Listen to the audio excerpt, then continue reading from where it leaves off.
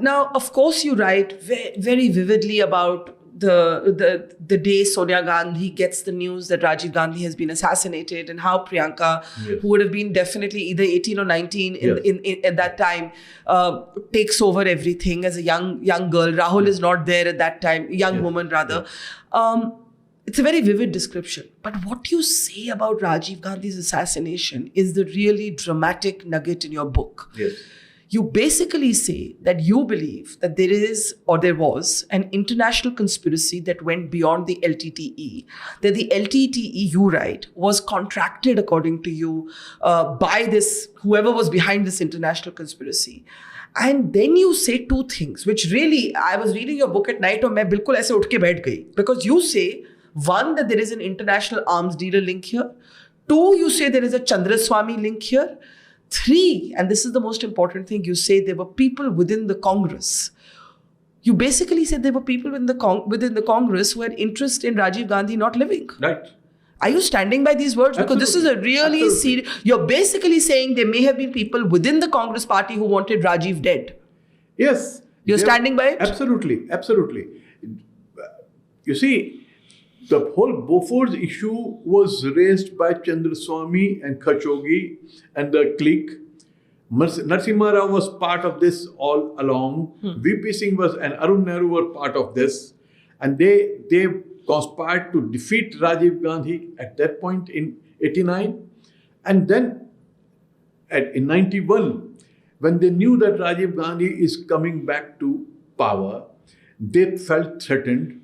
And there was an international conspiracy, because I will say for 2-3 reasons. One was that the information came to Rajiv Gandhi, which was sent by Yasser Arafat, the Palestinian leader, through Khalid al-Sheikh, who was their ambassador in India. And this was confirmed to me by Khalid al-Sheikh. I had a number of meetings with him later on. And it was told to me by Rajiv Gandhi.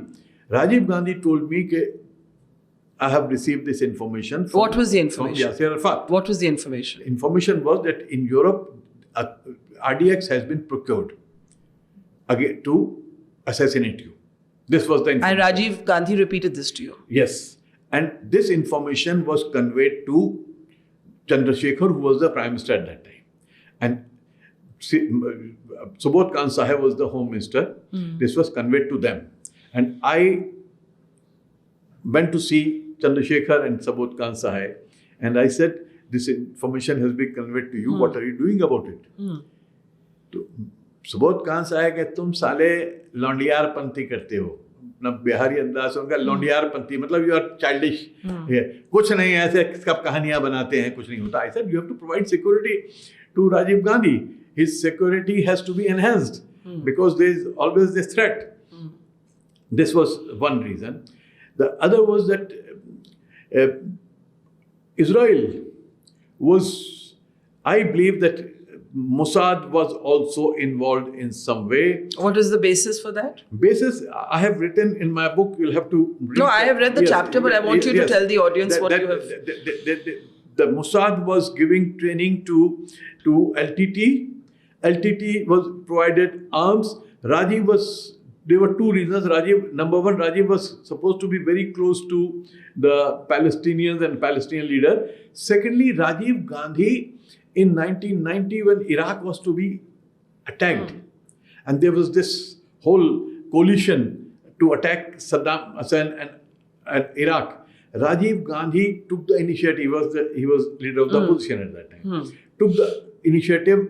He flew to Moscow to speak to the Soviet president, Gorbachev, and he tried to see that Gorbachev intervenes and sees that Iraq is not attacked. From there, he flew to meet Rafsanjani in Iran and tried to bring Rafsanjani and Saddam Hussein closer.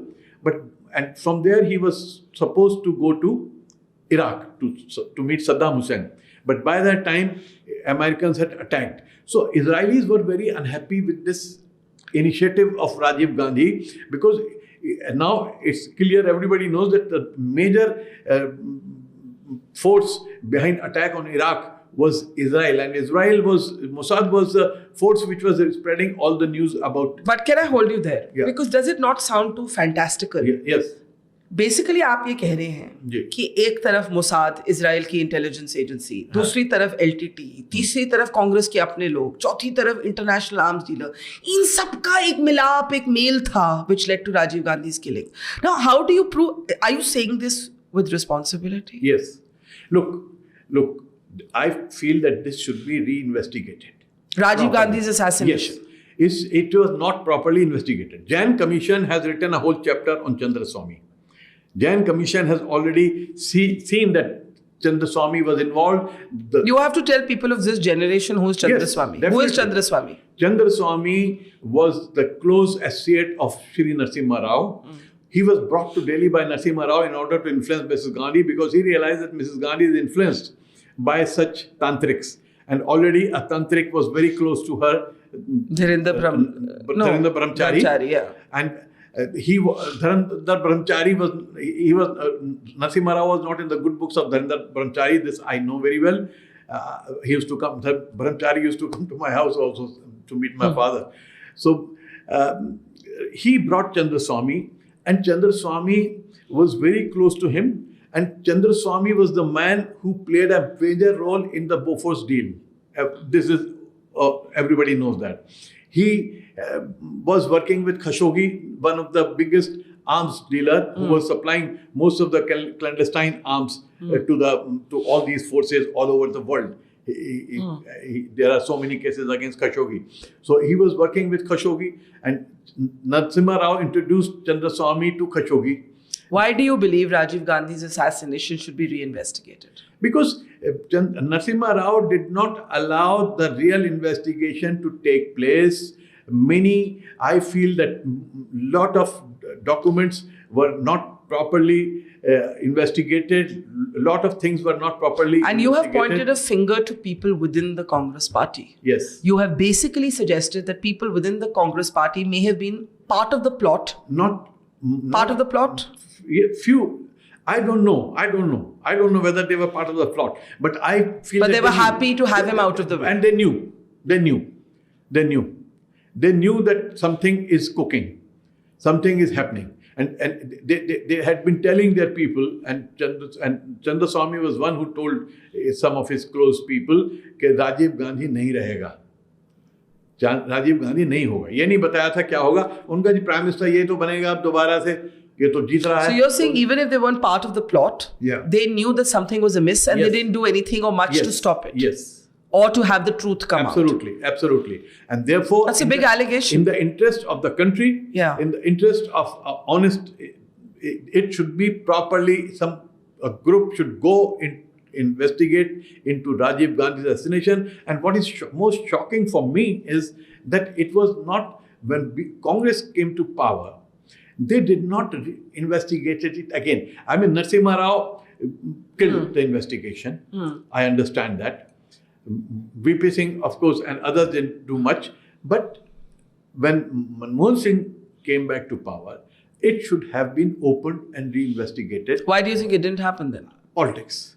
Because now DMK was part of the coalition, and earlier Congress itself had brought down IK Gujral government because they said DMK's involvement is there according to Jain Commission report, DMK's involvement is there in the Rajiv Gandhi's assassination, and therefore either it should be thrown out or we will withdraw our support to IK Gujral. And IK Gujral's government fell on this very question. But the same DMK became part of the alliance in 2004. So ultimately, it is power. All these politicians, in last 50 years of my life, I have seen that politicians ultimately want to remain in power at any cost. They sacrifice anything. They sacrifice families. They sacrifice nation. They sacrifice principles. They sacrifice everything just to remain in power, and which is not just in India. That's general. But there should always be people who should stand up. And unfortunately, there are very few people in this country right now who stand up for justice and truth and principles.